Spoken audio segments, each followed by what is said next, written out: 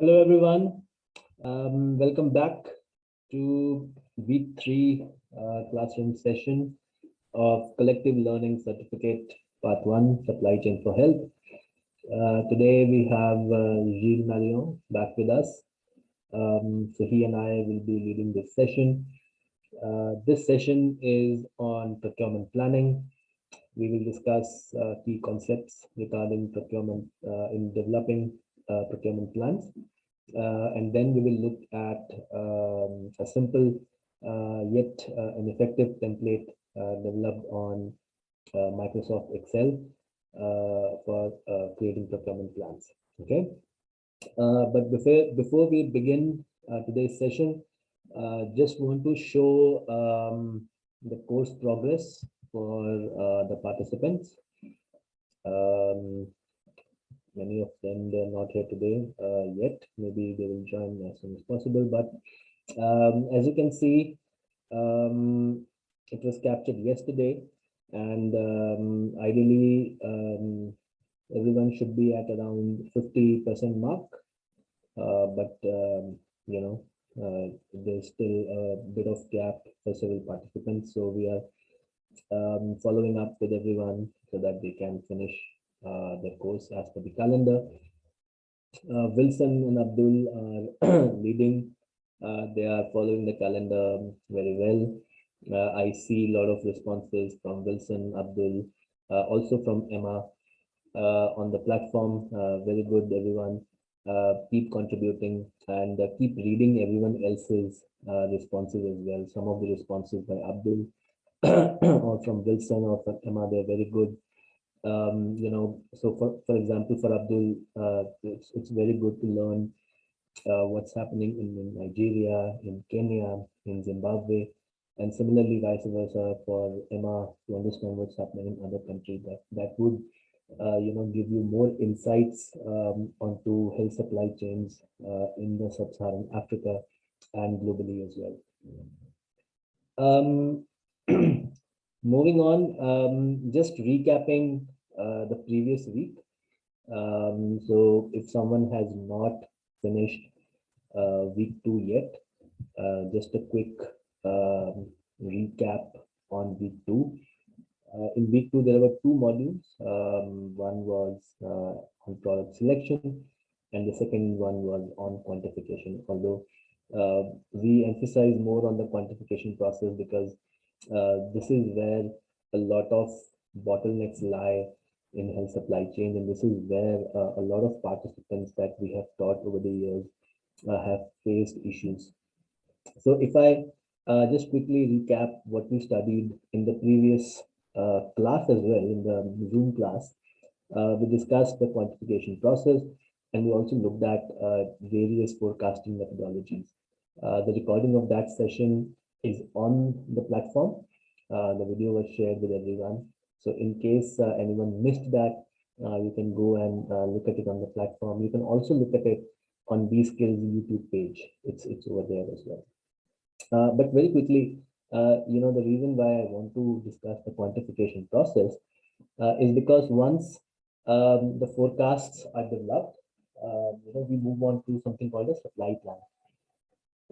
The objective of supply plan is actually multifold, where you understand where and when those products are required, which you have forecasted, and you also try to understand a detailed budget that based on the demand of the products that you have determined using the forecasting procedures. What is the budget that is required, and if you have that kind of a budget? If not, then you go back, you reconcile your forecasts, you reconcile your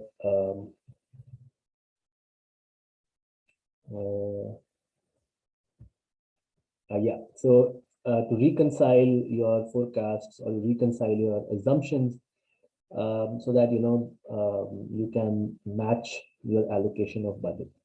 Now, once you do that, that is when you send your demand and your list of products with the demand and where they are needed with all the beneficiaries. You send it to your to the procurement department.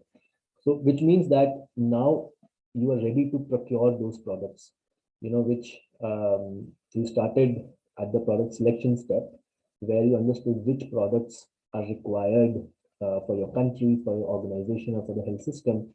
Then you did the demand analysis. Once that is finished, that is when you're ready for procurement. So that is where we are today. Uh, Once you're ready for procurement, the first thing that you should do is prepare a plan. Is prepare the plan for that procurement. That how are you going to procure those 300 products, 400 products? What is the time period that in which that you are procuring those products? Because it's not going to happen in one day. You won't be able to procure all the products together. You may have to do it in batches. You may have to do different tenders. Sometimes you have to do emergency tenders for a couple of products. So all those things, you need to figure it out through a procurement plan, and this is what we're going to study today. Very quickly now, in this week, this is where we are studying procurement. There is a group assignment as well. Now, I wanted to talk about it now, but since some of the participants are missing, and I'm hopeful that some more are going to join later in this call. So I will come back to this slide probably at the end of this session to discuss, the operation of the week 3 assignment. So let me hand it over to Gilles, who will take us through the first part of this session, and then I will come back and discuss the procurement planning template and some graphical presentation as well. So Gilles, over to you. Thank you. Yes, thank you. Thank you for the introduction, Sanjay, and good day, everyone. It's nice to be back with you. And sorry for being out those last weeks due to family commitment. So yes, thank you for the introduction, Sanjay. I think you've taken us through the logical flow that lead us now to procurement planning. So procurement planning, which is what we're going to try to look at today, understanding procurement planning in more details. And then we'll look first at the theory, and then we'll go into the practice with a sample procurement plan in Microsoft Excel. So I'll do the theory, and Sanjay will do the practice. The session flow, as usual, key concept, theoretical approach, which are going to be presented. We're going to look at the procurement process flow. We're going to look at procurement planning in Microsoft Excel, and then we'll have discussion and exchange, some quiz. Again, if you want to ask a question, that's it. You can use the chat, raise your hand as usual. So let's start with a question about the relationship between a supply plan and a procurement plan. Sanjay spoke in the introduction about the necessity to do a supply plan, and then he mentioned procurement plan.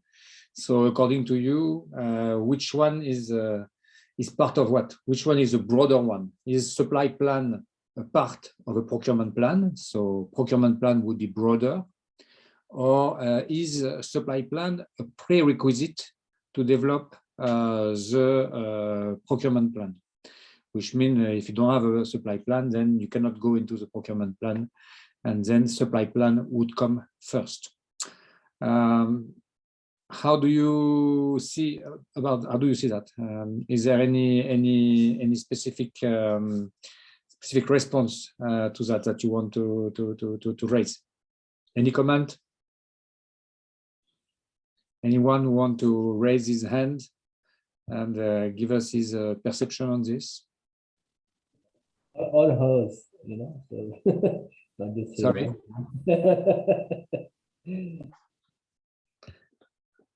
Okay, well, I mean, we can discuss about that, but I for one agree first on the second one.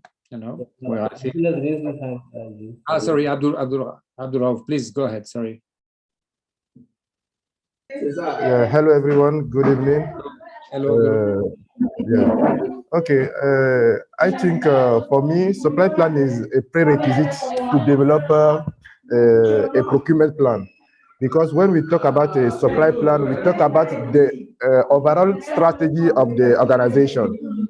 So with the supply plan, we can know what are we going to procure, in which country are we going to procure, in which quantity. So it's with that supply plan that we can develop our procurement plan. So for me, the second option is the best for me. Thank you.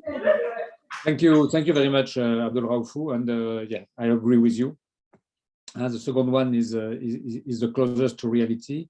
Supply give you a broad vision of what you need to bring, when and where, and then procurement plan is really focusing on the procurement relationship with procurement with the supplier. While supply plan is a broader vision of the entire flow. So yes, before you go into the detail, you need to have this perception of what the supply chain, the overall supply plan is, and then you can go into the procurement plan. Now, if we look specifically into procurement cycle, so again, looking really at the what we could call the upfront, the up part of the supply chain, which is from the supplier to the ordering agency. So we have different steps into the procurement cycle, and we're going to look at those steps now. So first step is to develop the procurement plan. Once you have an overall vision that we've called the supply plan of what you need to bring and where you need them and when you need them, then you go more into the detail, and that's what you start to look at: lead time,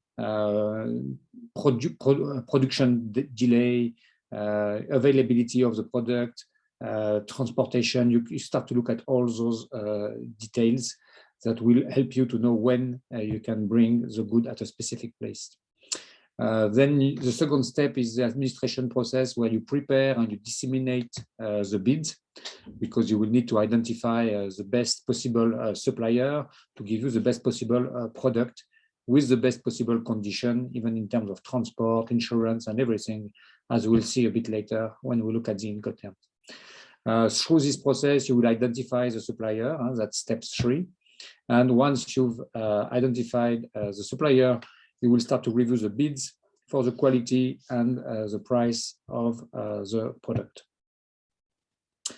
You will establish the contract and raise the purchase order, and then you will make sure that the products are actually shipped and that they arrive at your warehouse or at the point where you've decided that you should get your product delivered. So what we're going to be looking at today mainly is the procurement plan.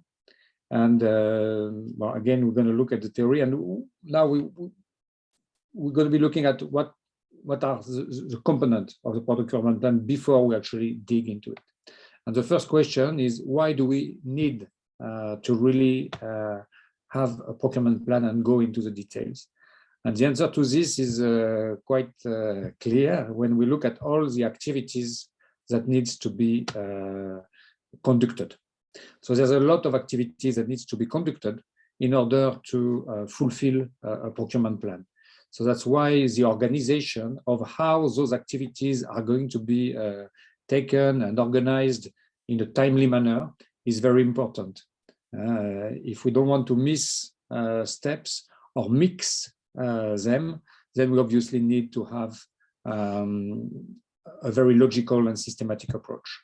So if we look at them, the first row that we can look at, the first column we can look at, there is, developing, the intention to bid and request for quotation and get approval from an internal committee. We know that the amounts that are involved can be quite high. So of course, it's important to have the best possible governance with how this process is going to be managed. Then you have to advertise on any standard channel. You have some official website. You need to receive the response from the supplier and then respond to the specific queries that the supplier will always have to be more precise in the offers that they can propose to you. Then you will receive the completed bid by the supplier. You will compile all the bid and be able to make a technical evaluation. And once you've done your technical evaluation, which include also the financial, the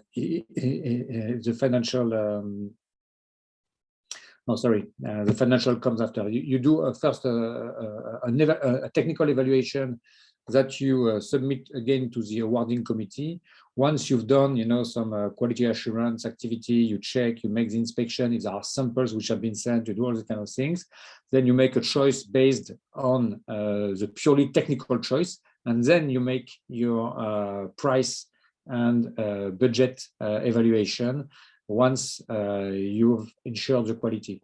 It's very important, again, sorry, I mixed that a bit, but it's very important to start with the quality and then do the price after. The first criteria should be, especially when we're talking about health product, you don't want to have any negotiation or risk with the quality of the product. So it's very important that the technical evaluation is done independently of any cost influence. Then, step 8, you evaluate the price bids, and for similar level of quality, as we say, value for money, then you can proceed and award the notification as per approval of the committee. Then you develop the contract. Then you develop purchase order as per requirement. You monitor the contract as stipulated in the condition, and you process payment as per the condition. And when we say monitor the contract, of course, it includes monitoring the good delivery of the product. Just a quick point. If you go back to the previous screen. Sorry. So, like you said, the price bids should be opened once only the technical evaluation and the assurance of quality has been done. But in practice, what happens in a lot of countries, because the quality assurance is sometimes the responsibility of the respective FDA, Food and Drug Authority in that respective country, a lot of central warehousing and procuring agencies don't really look at sampling or testing or inspections at the time of technical evaluation. What they do is they just look at the documentation which has been submitted to them. They make the choices based on that, and then they open the price bids. The quality inspections a lot of times happen at a very late stage, and sometimes even after development of contracts. And the risk, the inherent risk in that process is that the samples provided by the suppliers or the documentation provided by the suppliers, if they have not been studied properly and matched with the sample and the certificate of analysis, there is a chance that eventually the product may not comply with the regulations of the country. And I have seen that happen several times in several countries with several organizations. And hence, when we talk about some global procurement agencies who do this for a living, so I'm sure a lot of you know that there are global procurement agencies like IDA Foundation, Mission Pharma, some UN organizations like UNICEF, UNFPA, who procure products. So, for example, UNFPA would procure family planning products, UNICEF would procure immunization products or child health products. What they do is they do the quality inspections before the price evaluation, so that they are totally assured of the quality of the product. Only after which they will open the price bids and declare, declare the awards. So this is a key step which is almost often missed, is missed in national central warehousing and procuring agencies. And there's a reason for that, is because they think that this is the responsibility of the national FDA. but it is also the responsibility of the central warehousing and purchasing agency as much as it is the responsibility of the FPO. So yeah, that's what I wanted to say. Ishii, over to you. Thank you, Sanjay, for those precisions and those this experience sharing. Thank you very much. Now, some key elements of a procurement plan. So those are kind of broad elements that needs to be taken into consideration when you frame your procurement plan. We look after that into the element, the component of the procurement plan. I mean, meaning the information that actually make the procurement plan. But there are some kind of broad ideas and broad guidelines or elements that needs to be followed. So you can see on the column, on the line on the top, you have product segment, responsibility, procurement process, timelines, risks, and mitigation strategies. Of course, those elements are not the procurement plan actually, the actual procurement plan. But there are some elements to always keep in mind, and that needs to be parametered and defined at the beginning of the procurement plan. So product segment, obviously, you may have different kind of product. You may have special program like HIV program in this example. It could be TB program. It could be any other kind of health program, which would have a specific supply chain or supply chain. You have essential medicines, another type of a specific product. So when you start to have your procurement plan, you must classify the procurement plan according to the product segment that you're working on. For each of those segments, there should be a responsibility clearly defined. Okay, in that case, we've said that Selena is responsible for the HIV program. Ibrahim is responsible for essential medicines program. And for each program, you should have one person clearly identified as responsible for the procurement plan. Then there are different kinds of procurement process. The HIV program may be, going through WHO pre-qualified suppliers. It could be different way. You could have some programs which are supported by UNICEF, for instance, where all the procurement process would go through UNICEF. You can have variety of procurement process. For the essential medicine, it's the pre-qualified supplier using EOI followed by ITB for price bids. So that's the process that we saw a bit earlier. Timelines, of course, you may have different timelines for different programs. So for instance, the timeline that has been given here, HIV program award contract by July 2021. That's a deadline. We know that this needs to happen. And we'll see when we go in details into the procurement plan, there may be other constraints or other elements of timelines that we want to take into consideration. For instance, if you have a seasonal disease that you want to anticipate, you may say that the timeline is that you want your malaria product in store before the rainy season, before beginning of the rainy season, whether it is October or any specific moment. Again, one thing when you do timeline, don't say in 3 weeks, don't say in 3 months, because when times move, in 3 months will still be in 3 months, which is not going to be helpful. So, focus on specific date as it is written here, July 2021, May 2021, award contract. So that's kind of timeline that needs to be kept in mind. Then, of course, 2 elements, which are the risk and the mitigation strategies. What are the risks for a specific program? Okay, of course, for instance, for the HIV program, it could be there's lack of competition.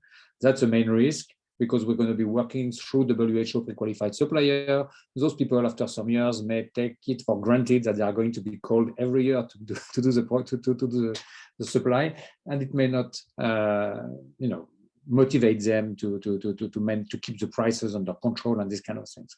So that's a risk. And then how do you mitigate those risks? You have, you can disseminate the intention to bid widely across WHO pre-qualified supplier. So that can help you really to make sure that you regularly renew your base of suppliers. For the other one, pre-qualification may take time. So we know that pre-qualifying supplier may take a lot of time. As we've seen in the previous slides, there's a lot of steps that needs to be taken. And as we've discussed, quality, price, going back to the committee, getting back advice from all this can take time. So recruit additional personnel for managing pre-qualification could be a good idea when you know that you are moving towards developing a procurement plan. One key element through this, and we've seen that, is backward calculation. Okay. So when on the previous slide you define your timelines here, the column of timelines, award contract by. In fact, this should be the result of a very broad vision of what is the supply time frame. And of course, your backward calculation is starting from when the product is needed, at what time the product is needed, and where. So if you know that the product is going to be needed in at the last mile health facility in December, this is when you're going to start your entire backward calculation for the entire supply plan. For the entire supply plan, you start your backward calculation from when the good is needed by the recipient, by the patient. And doing that, you will come to the time where you will start to look at your procurement plan.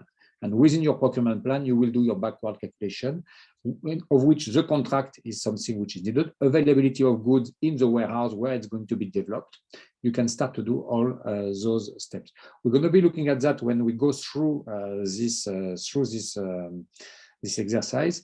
But as you see, as per the supply plan, we know when the supplies are needed at the central warehouse or at the district store or at the most remote area. And from there, we integrate that into the procurement plan and into the procurement cycle by doing this backward calculation.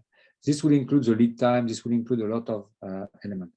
We insist a lot on backward calculation because this is really where, if you do that in a collaborative manner with the people in charge of the warehousing, people in charge of the distribution to the last mile, with the financial staff, with the program staff, health from the Ministry of Health. If you manage to work that in a collaborative manner, then as a procurement officer, you will be able to know exactly why you need that at that time. So it will give much more sense to what you're doing. So this backward calculation is really a collective exercise where everybody comes with their own constraint and where the procurement officer ensures that he meets those constraints. It's also a way to know that if you start to slide and if there is a problem at the production, there is a problem in transport, and you know that you are going to be in a difficult position to meet the deadline that has been used to calculate then you can go back to those people you've worked collaboratively to identify, and then you can start to find collectively solutions to the problem you find. So again, one element that needs to be really understood is this backward. You're not alone. When you do a procurement plan, you are not alone. This is a work which is done collectively, and when there are issues and when there are problems, they need also to be solved collectively. Because if you communicate when there is an issue, when there is a delay, together you are much more stronger to find the right solution to the problem. Just a quick question and kind of an insight from reviewing a lot of supply chains over the year. The question for everyone here is that, do you know the amount of buffer stock or safety stock that is being kept by a central warehouse or in the entire supply chain, for example? If anyone knows, please put them in the chat. It can be anywhere between 3 months to 12 months. Now, the reason why I'm asking this question is because I've seen in several countries the buffer stock or the safety stock going up to 12 months and sometimes up to 15 months.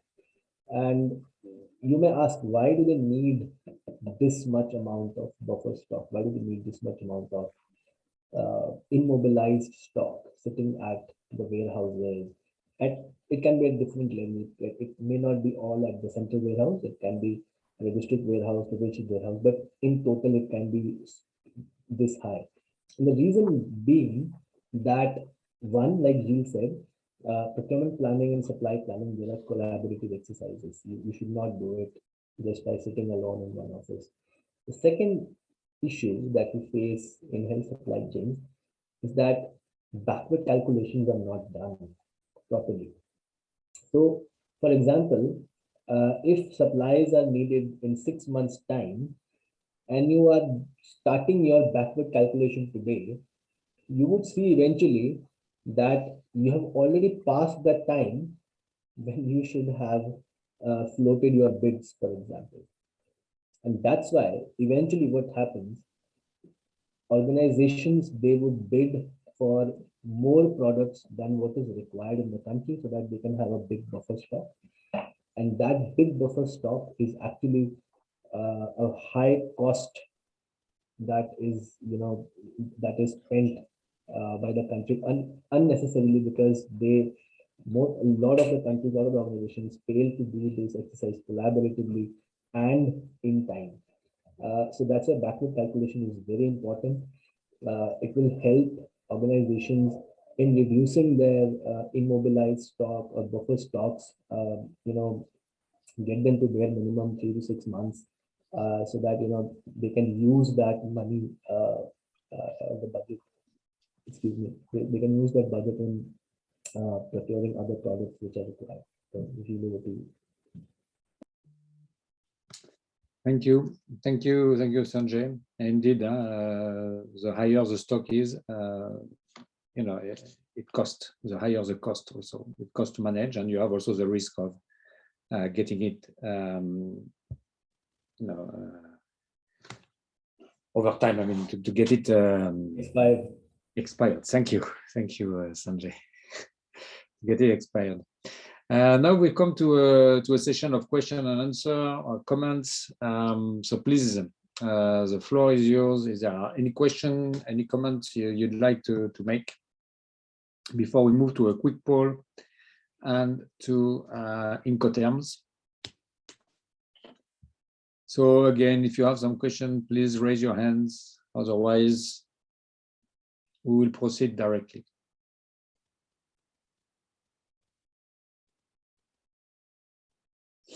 Okay, let's move on. We'll can move on with the poll. If you have any question anyway, please do not.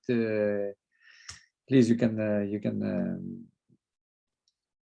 feel free to still ask the question. The poll is going to be launched. I think you have the end on that, Sanjay. Yes, that's it.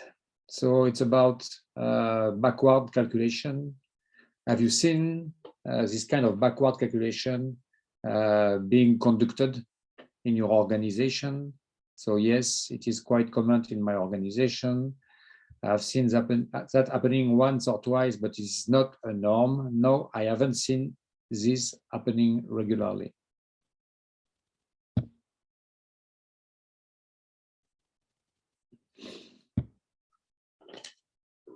So please feel free to respond. If you have any comment, any question on that point or on another, please raise your hands, and we're going to be soon looking at the results.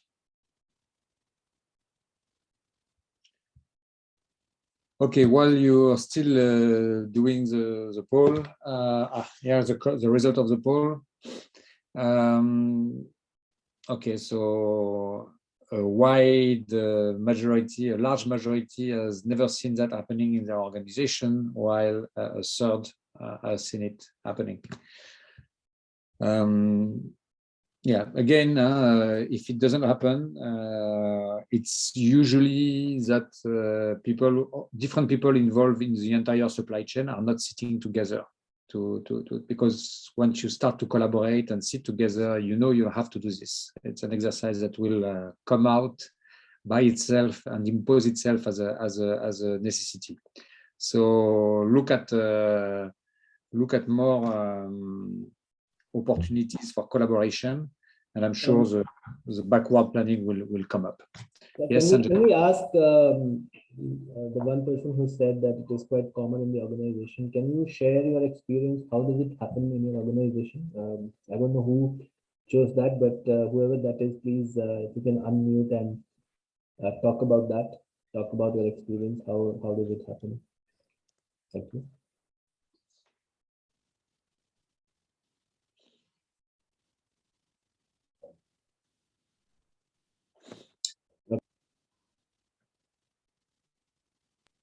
Over to you, Gilles. Okay. Well, please, if you have any comment, any question, please feel free to raise your hand.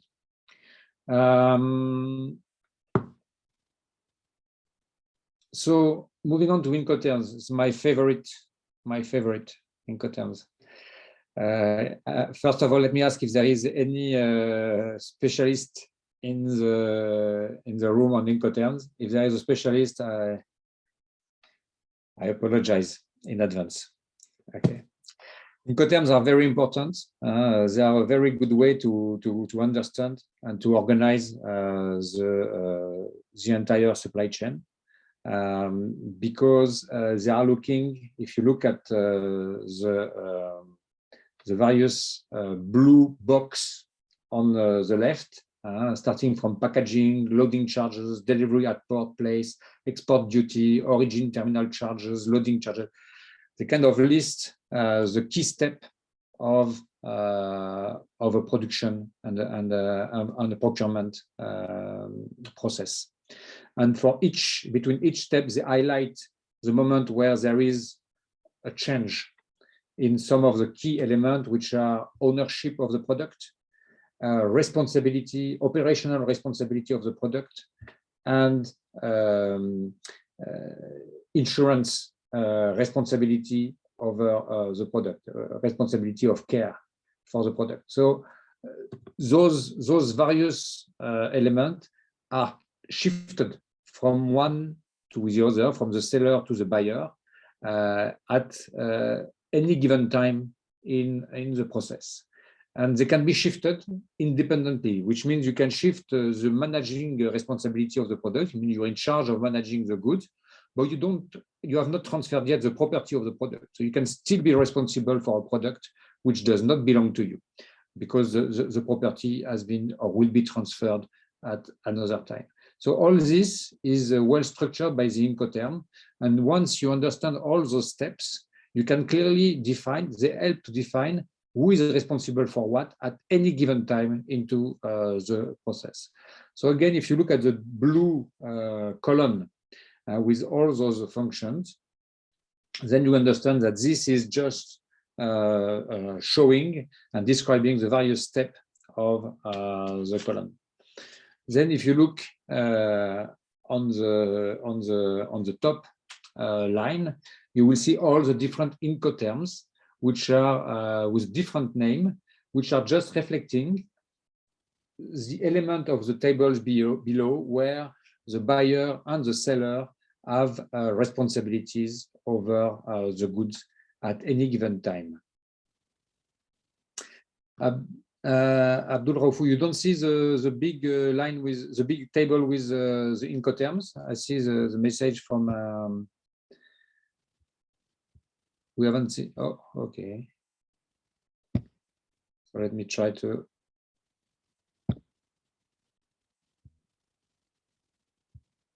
Sanjay. Okay. No. That's the one. Can you see do you see the let's discuss Incoterm table?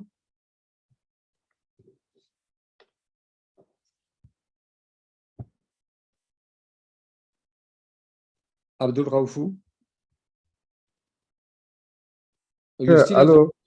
No, yeah. I still have a calculation screen on my screen. Oh. Okay. Maybe try to stop the share and begin again. Okay.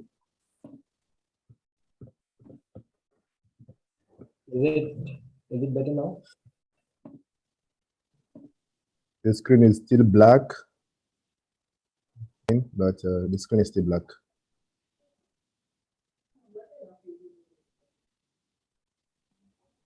Mm.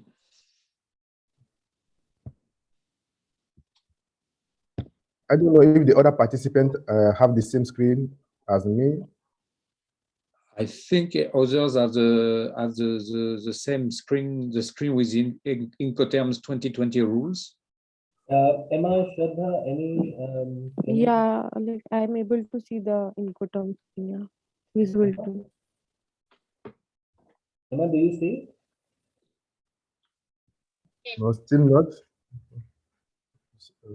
Maybe. So Abdul, what you can do is you can try joining the Let me log session off. again. Let me log off and log in again to see. Yes. Please, yeah, we're waiting for you.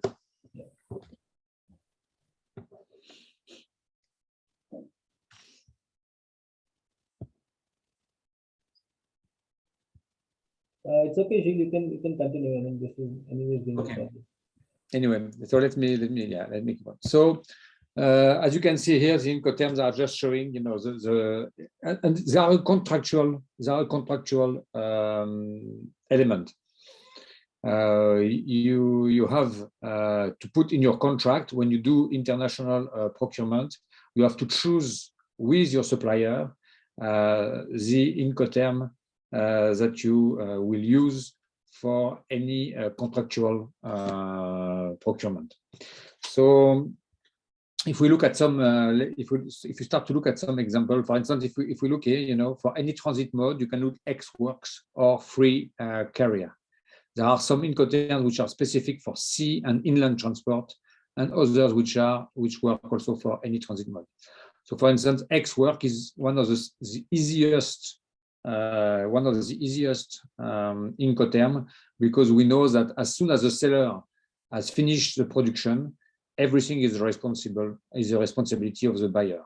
So if I'm sitting, for instance, in Paris and I'm buying something in Delhi, the producer in Delhi will only produce the goods and wait for me to come and pick it from Delhi and bring it back to Paris. That's my entire responsibility. On the other side of the scope, you have DDP, delivery duty paid. That's the total opposite. I want to buy something, I'm in Paris, I do my purchase in India, and that's from the Indian producer from New Delhi, who has to ensure that he can bring the goods up to my doorstep here in Paris so that I can get it. So in between those two extremes, you have a list of various points of responsibility where we could decide that it's at the airport, or it's in transit, or it can be in various places. So if we look at some example now, here, for instance, you know, in blue, it means the sellers, in gold, the buyers, and in green, it's when there is a mix or shared responsibility. So X works, as I said, everything is under the responsibility of the buyer. X work, except the production. DDP is the other way around. You can see the entire trip is at the cost of the producer and the responsibility of the supplier, the seller. And finally, if you take CIF, cost, insurance, and freight, you put the name of the port of destination. It can be cost, insurance, and freight at the port of Lagos or any port where you have to make the distribution.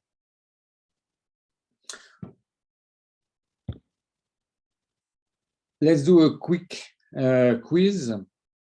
So EMSA contracted, let's say EMSA, the pharmaceutical agency has contracted the manufacturer to supply 2 million doses of COVID vaccine. Oh, sorry, Abdul Raouf, yes, you raised your hand, please. Okay. Could you please go back to the last screen? Yeah, this one? Yes, here. Yeah. I want to ask a question about the CIF, cost, insurance, and freight. In that Incoterm, the risk of the goods for the seller, the risk of the goods, there are for the seller, and the insurance is for the seller too, between the port of departure to the port of arrival. But yes, my question is that why the risk between that two interval from the port, well, I want to say the traveling period, the risk is transferred to the buyer.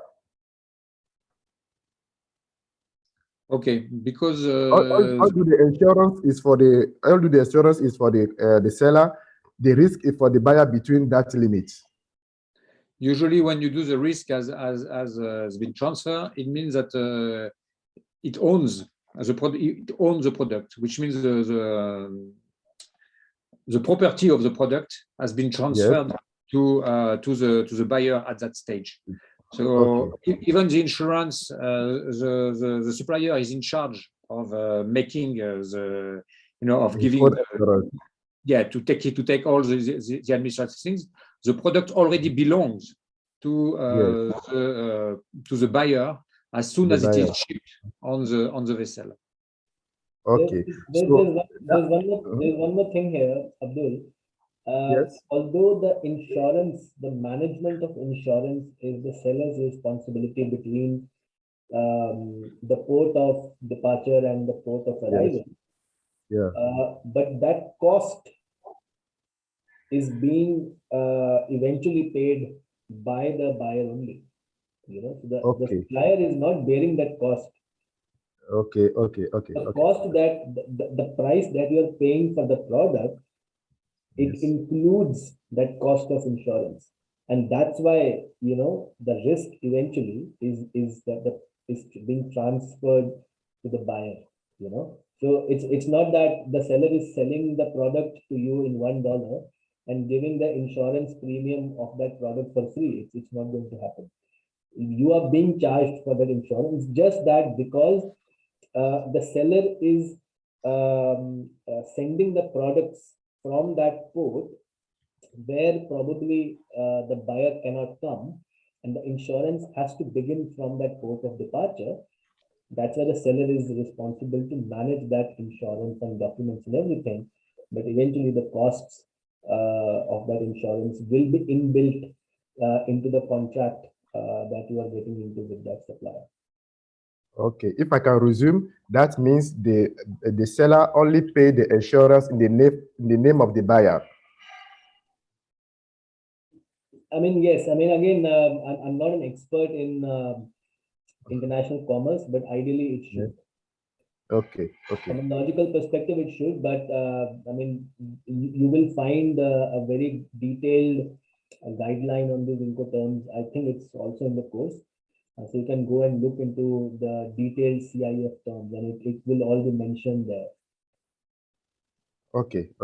Because I left a message in the description about the question number 5 of the knowledge assignment, course knowledge assignment, and the question number 5 seems wrong for me because when we have DDP and CIF, I think the part that the person have most insurance is with DDP, because with DDP, the seller do everything. The buyer just stand on his own, and the seller bring him the product out up to his facility with DDP. Not really. With DDP, I mean, that's why usually most of the international agency will like to work with DDP. You have some big agencies, they say, we don't sign any contract if it's not DDP because they don't want any trouble with the transport. So DDP is the easiest one. But with CIF, it's really the idea of, although it may not be look like that, but it's really the idea of property. It means that even if the seller has managed all the element of insurance and everything, the product belongs to me as the buyer, which means that if the product is damaged, it's covered by the insurance and everything, but I'm the one who is at risk of losing everything. I'm the one who will have to go make sure that the insurance pay me back. Exactly. If the insurance doesn't want to pay back, I'm the one who loses the money. Yeah. So I take all the risk. Although there is an insurance, I'm still the one who's because the product belongs to me.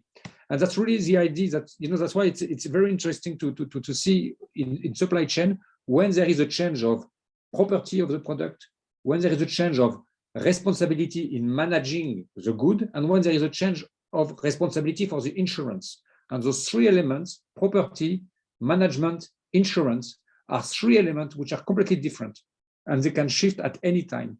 And in the case of CIF, we know it's the seller who is in charge of managing the goods until they have reached to the port of to the end port. But the product, as soon as they are loaded on the boat, they don't belong to the seller anymore. They are not his good. If the goods are damaged, he doesn't care. He's going to be paid anyway. He will get his money. And that's going to be for the buyer to go and check with insurance to be paid again. Okay, thank you very much. It seems very clear. Thank you. And you know, if you're interested in supply and logistics and supply chain, those are elements which are those are the fundamentals. You know, you need to always have that in mind. And people who know the difference between that, they can always play good. You know, they can find always a way to manage. You know, I'm in charge of procurement in my organization, so I always deal with SIF. But with the Incoterm 2020, it seems that the SIF responsibility have a little bit changed. Okay. So that's why I'm asking the question. Yeah. And just, you know, in your organization, you have decided which Incoterm you use, and you regularly use the same. You put the same, always the same in the contract, or you are ready to negotiate with the supplier. We are ready to negotiate, but first of all, we really want a supplier that could sell the goods for us in SIF. Okay. Because we are saying that we don't want to be searching for a loader, a transport. So it just bring it to our port here, and we take care of the rest. Okay. Okay. Thank you. Thank you very much. Thank you. Emma, would you like to say something? You have unmuted yourself. Oh, no, you're not unmuted. Sorry. That's okay. Okay, so let's go for the quiz where we have EMSA, who has contracted a manufacturer to supply 2 million doses of COVID vaccine. And the price in the contract has been derived based on the following Incoterm: DAP, EMSA Central Warehouse. So who is responsible to pay for import duties and clearance taxes, EMSA or the supplier? And question 2, who bears the risk of the supply while the shipment is in transit?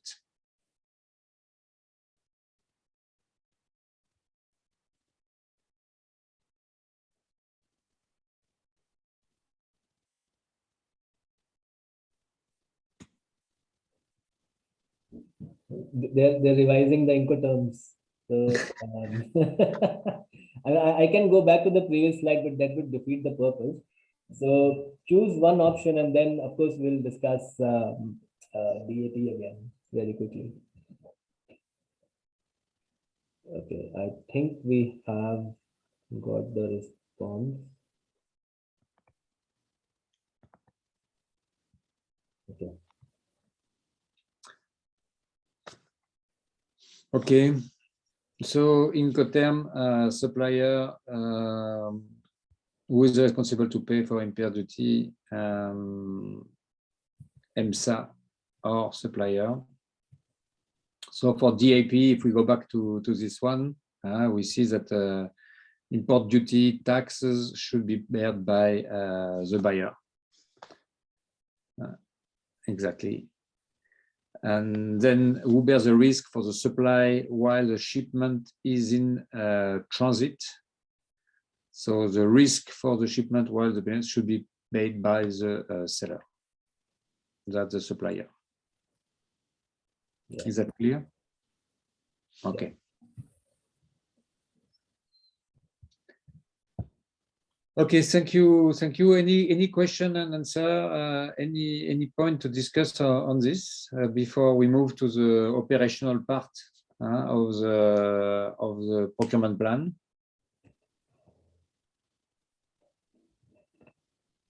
Thank you. Since we are not a big number today, please feel free to ask questions as it goes. And over to you, Sanjay, for the presentation of the tool. Thank you, Gilles. So the reason why we discuss Incoterms here is because the price of the product that you're eventually paying depends on that. And a very simple mistake that a lot of people make for working in procurement that they try to compare prices from different years or different suppliers or from different organizations, but they sometimes fail to mention that which Incoterm, on which Incoterm was that product supplied, for which that you are comparing the price with. So you can compare X works with X works. You can compare DDP with DDP, but you can't really compare the X works price with DDP price. That would be comparing apples with oranges. So it's very important if you're doing your budgeting, your procurement planning, your price analysis, you take into note that you are comparing the same Incoterms, or you are just comparing the price of the product. You are not comparing the delivered price, So those are some certain things that sometimes people make mistakes that leads to wrong budgeting or wrong planning. So now I will quickly move on to an Excel.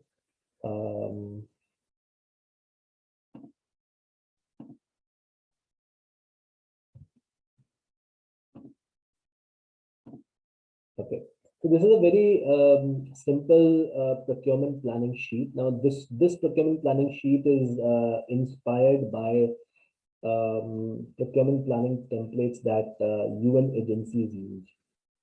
So we have developed this based on a lot of work that we have done in the past with UNDP, UNFPA, UNICEF. Now they're moving on to more electronic platforms, where everything is now through some web applications or some software. But the concepts that even those software use are the same, and a few years back, everything used to happen on Excel. Even today in several countries, the UN would make procurement plans on Excel. And here also we will discuss the concept of backward planning.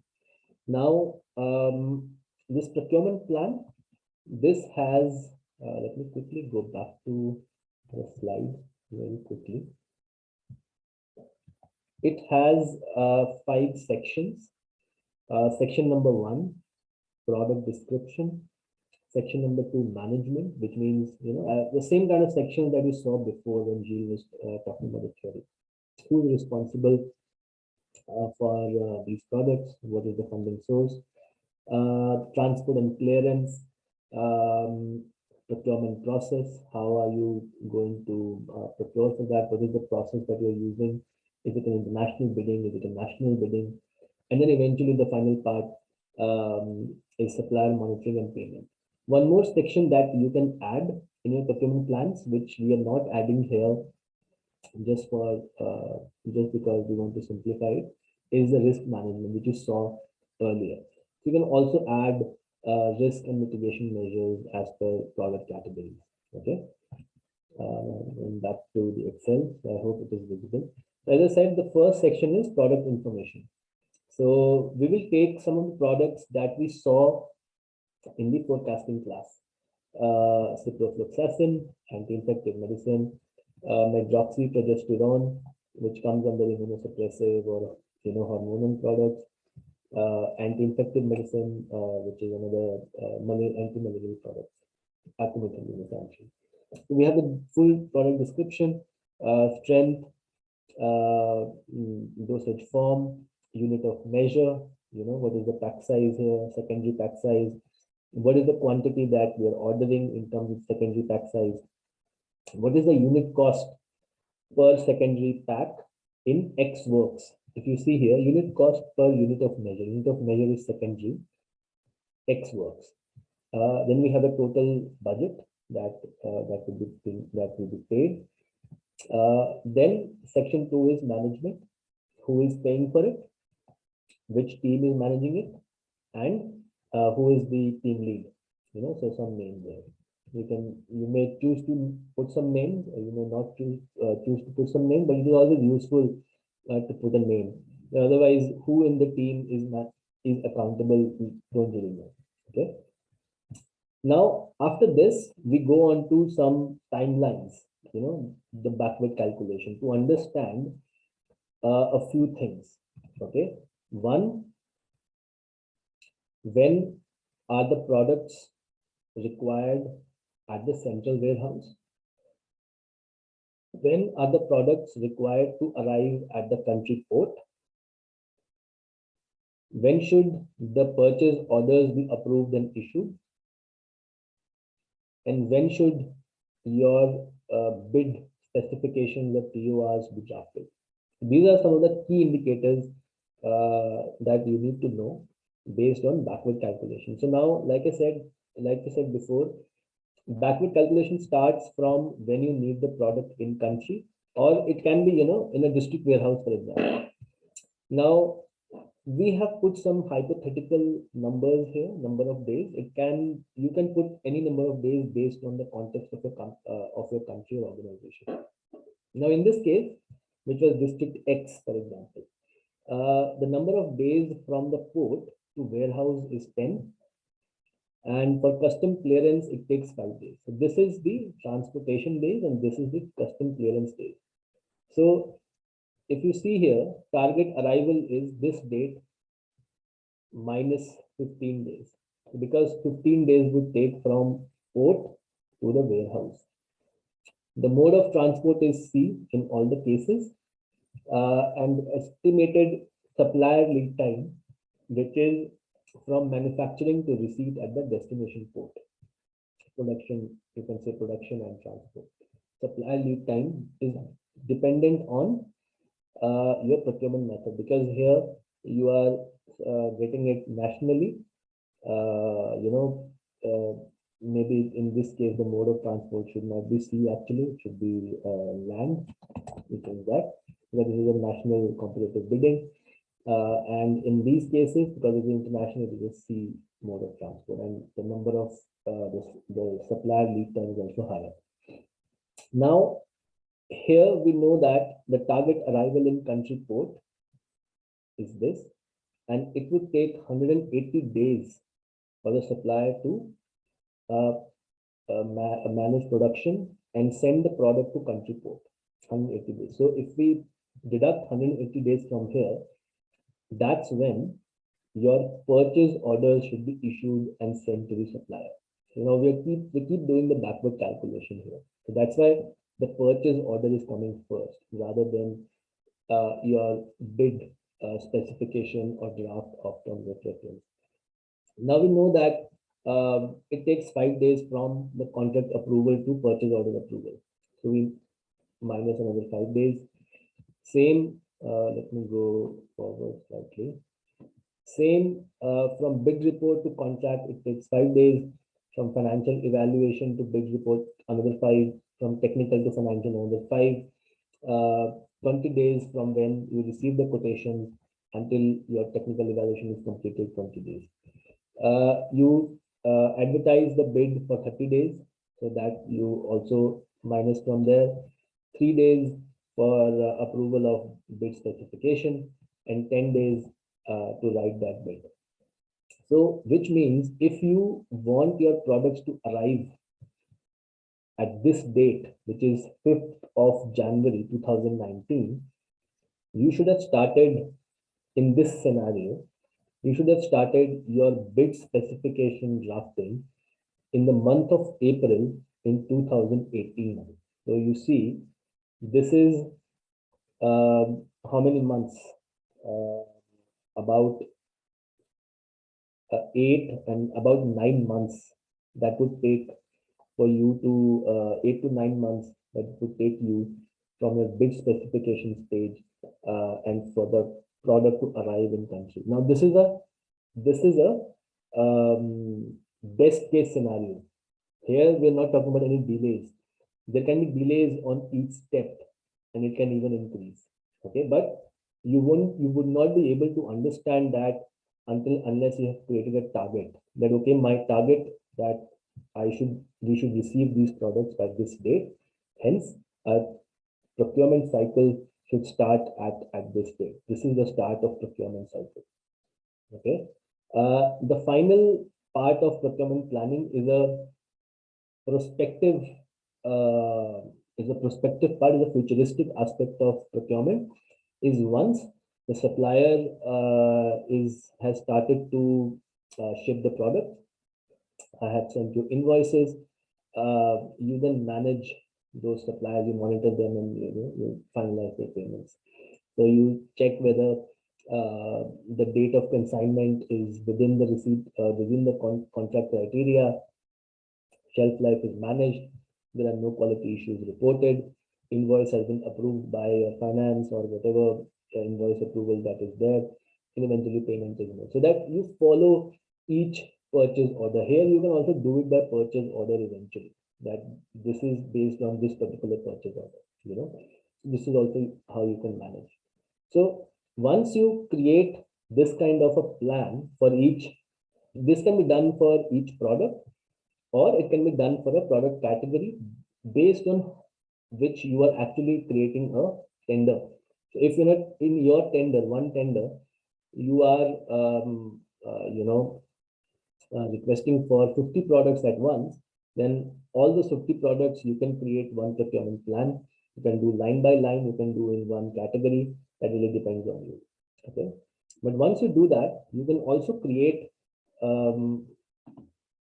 graphical format and put it in the beginning of every procurement cycle. You can print it in a big sheet and put it in your office, or you can also print and put it in your desk, in your workstation, so that you know when each activity has to happen.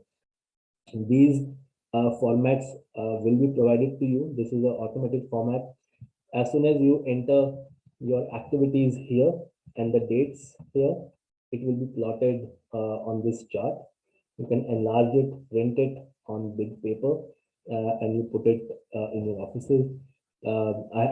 This is a very practical thing which we had actually developed for a client, and they had actually put this on their office, and eventually we were told that this had really helped them in monitoring their procurement cycle. And although there were some delays, they were managed to identify them beforehand and manage those issues very proactively. So these are some very quick and easy tools that you can use if you're working in procurement, or if your colleagues are working in procurement. You can also show it to them, train them how to use these things. Okay. So again, very easy templates. It's not a very big deal. It's just a matter of playing with the dates, playing with all the activities, making sure all the activities that happen in your procurement cycle are captured here, and that the lead time for each and every activity. Now, this is again, these are the lead times for each activity. Like how many days does it take for each of those activities? Now, just giving you an example, the other day I was working for a client in Ethiopia, and they said that it takes 95 days for the purchase order to be approved. So if you can imagine, it takes 95 days just on this particular step.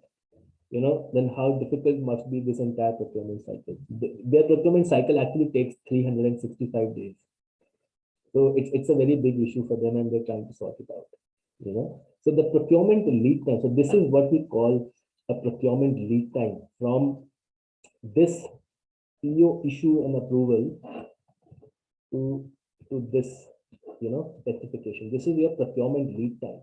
So if I calculate this, it's not that much. It's like about 70 days probably. I mean, ideally, if any efficient procurement process, it should be between 2 to 3 months only. But in health supply chain, because again they are very complicated, budget issues are not approved properly. There are different organizations involved in this process. It can be anywhere between 3 to 6 to 9 months as well. So that means these processes will have to start much earlier, so that you can manage those timelines, and manage the supply of products.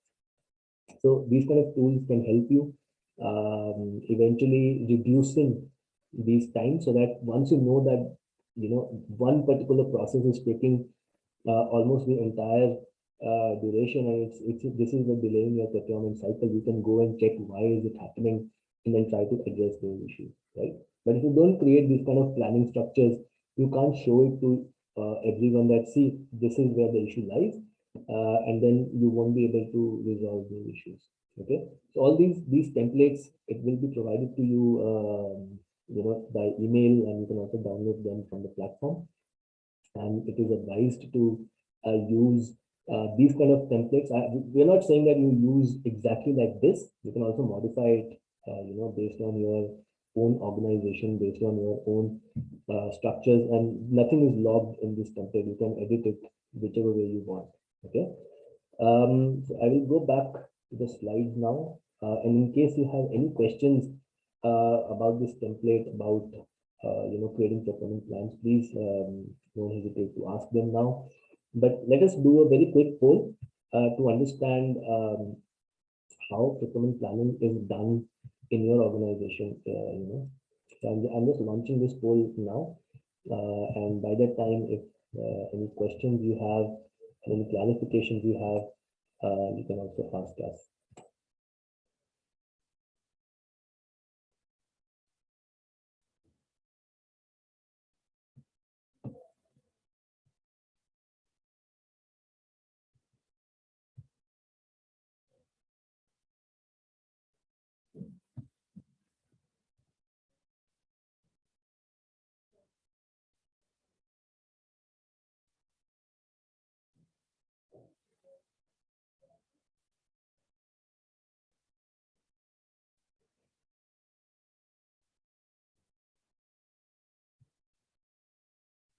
Okay, so majority are saying it's developed on Excel.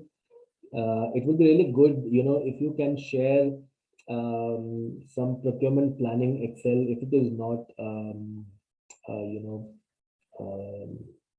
it is not confidential in your organization with everyone, because it would be good to know how it is happening in your organization, the procurement planning, so that everyone can learn from each other. If you can't, it's okay. You can also mask some of the fields and take screenshots and put it on the platform. It will be really helpful for everyone to see how procurement planning is being taken care of in your organization. So this was the end of today's session. I hope you learned some new things, or you supplemented your knowledge in procurement. Procurement is a very big subject. It has a lot of moving parts, and specifically in health, it has a lot of linkages with international commerce, and a lot of the when we talk about the procurement function in supply chain, a lot of it links to legal issues. You know, Sometimes commercial issues, documentation. So it's very administrative, and in this kind of a course, we can only give you a very high level idea, high level view of how procurement should be managed in a health supply chain, in a public health supply chain. But eventually, we are not looking into different laws or structures of different organizations in different countries, all those legal issues of international commerce. We're not looking into that. If you're interested in procurement, one of the courses which I can recommend that you can do is from World Bank. It's called Professional Diploma in Public Procurement. I think it's either free or it's very minimally charged by World Bank. You can look at that. That's a very good course for public health professionals, and it's most of the participants that I've seen over there are public health professionals. Otherwise, if you're interested in very high level procurement courses and you're willing to you know pay a lot more, then I would definitely recommend you some courses by CIPS, Chartered Institute of Procurement and Supply. So that is something kind of gold standard in the industry, in the private sector. Although with SIPS, it will be very difficult to find some relevance to the health sector, because over there you would find a lot of examples in the commercial sector, from textile to engineering to automobiles, but not a lot of reference to health. And sometimes there are very few small issues that are very peculiar in the health sector. Now, just giving a very quick example. When you are creating a contracts with suppliers, or if in some organizations you use freight forwarders, and you're getting your products through ships, uh, a key mistake that a lot of people may make is that they don't mention in the contract that their containers should be stored below deck. And the reason being, if your products are stored on deck, then they are being baked in sun.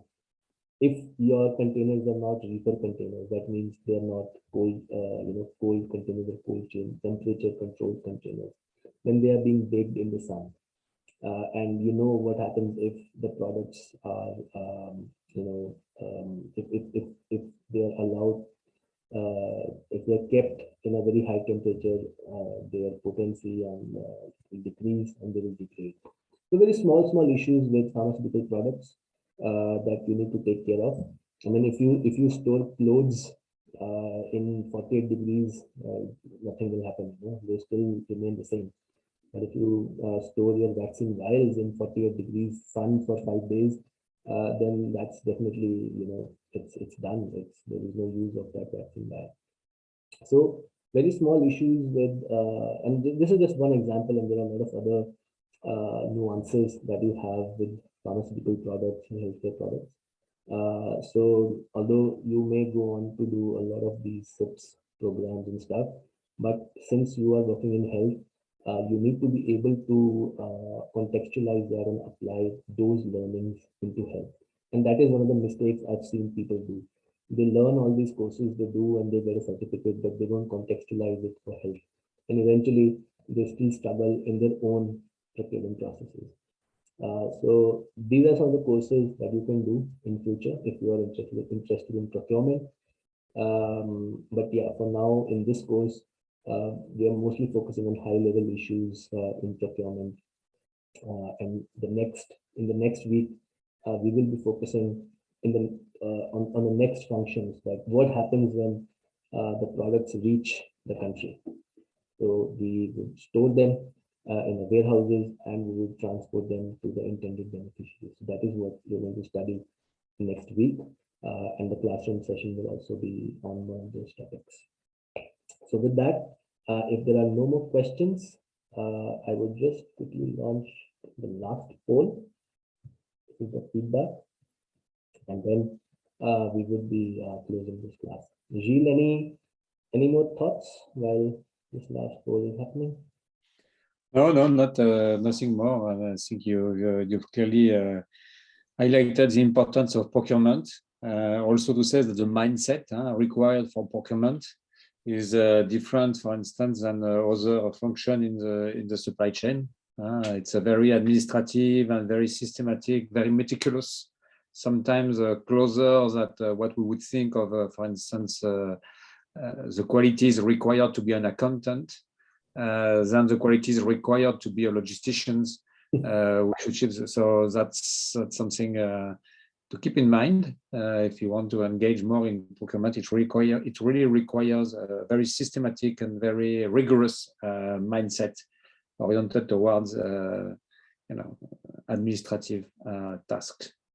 Abdul, you had unmuted yourself. Do you have a comment, question, any thoughts?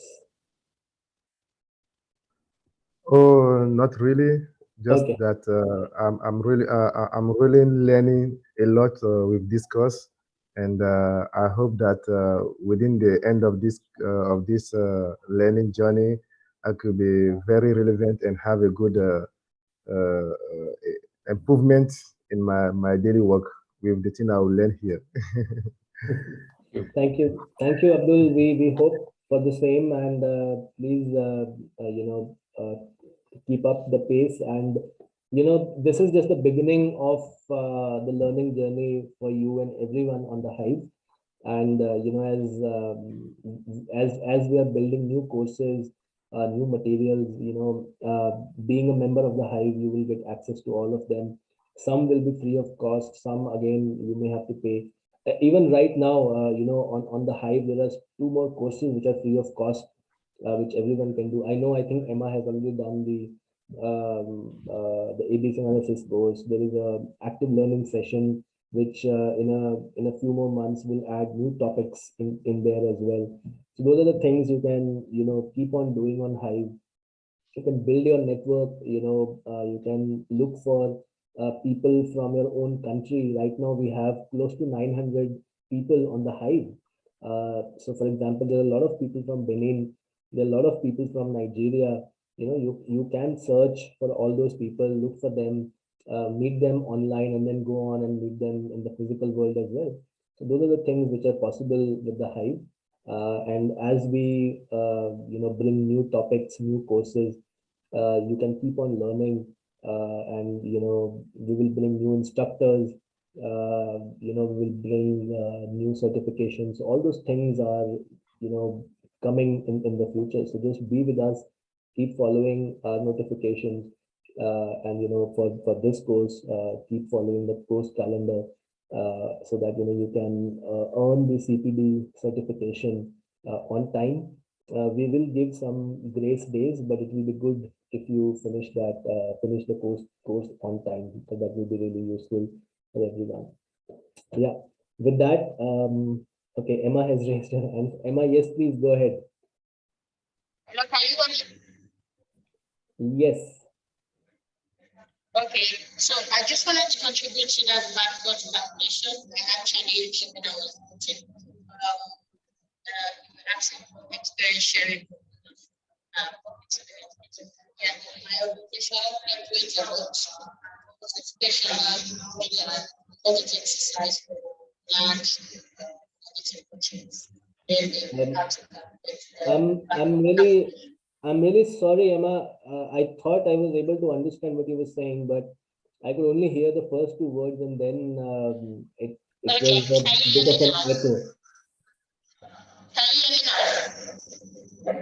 When you Hello, say can you hear me?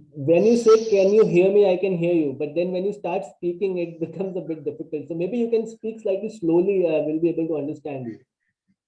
Okay, I said for us in backward calculation, it's always used during our budget period as well. When we have to look at large commodity purchases. Gilles, did you get it? No, no, I didn't get I'm it. really sorry, Emma. We're not able to understand that. Maybe you can try to put that on chat, or maybe just send us an email. We will get back to you as soon as possible. I'm really sorry. We're not able to understand what you're saying.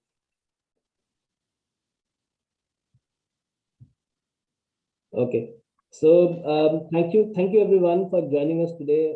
The recording will be shared again on the platform. So anyone whoever wants to look at it later can also do that.